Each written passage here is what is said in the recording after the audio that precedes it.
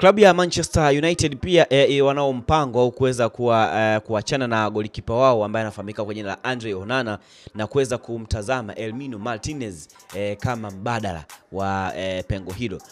Lakini pia wakati huo huo klabu hiyo imetoa ofa ya kuweza kumsajili mshambuliaji wa Napoli Victor Osimhen mara baada ya kuweza kushindwa kumpata Victor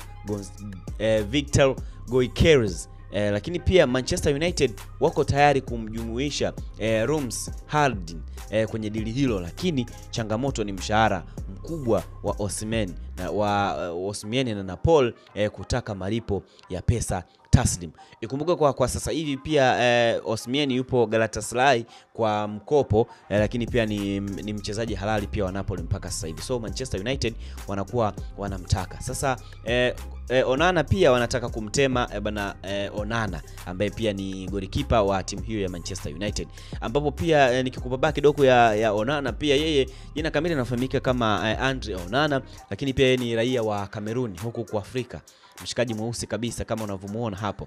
Club pia ambayo inaweza kutokea kabisa kuweza kujiunga na klabu ya Manchester United ambazo pia ameweza kuchezea, ambao mpaka sasa hizi bado yupo. Inter Milan pia ameweza kuchezea, lakini pia Uholanzi pia aliweza kuchezea timu ya Ajax. Aliweza kujiunga na Manchester United mwaka 2023 kama golikipa tu kutokea pale kwa ada ya uhamisho takriban euro milioni 50 pamoja na bonus pesa nyingi sana. Sasa mshikaji huyu pia alianza soka lake la vijana katika Barcelona, kwenye academy ya Barcelona ambayo inafahamika kwa jina la Masia akiwa kijana mdogo sana.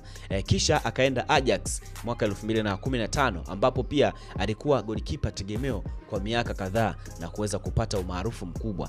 Mara baada ya kuweza kupata umaarufu na mafanikio makubwa, Ajax akaweza kusajiliwa Inter Milan mwaka 2022 ambapo aliweza kucheza vizuri sana hasa katika UEFA Champions League ya mwaka 2022 hadi 23. Lakini pia Manchester United waliamua kuweza kumchukua kama mbadala wa David De Gea kwa sababu ya uwezo wake mzuri na kuweza kucheza kwa miguu.